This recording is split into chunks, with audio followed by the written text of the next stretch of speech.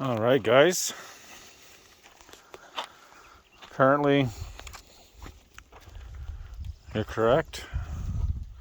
Because I've got a chance to actually play with little Mini 2 and get some shots for mom and friends that like to know where we go and walk the dogs and swim the dogs. But of course, if I get the chance, I'm gonna bring out a couple of these dirty donkey FPVers.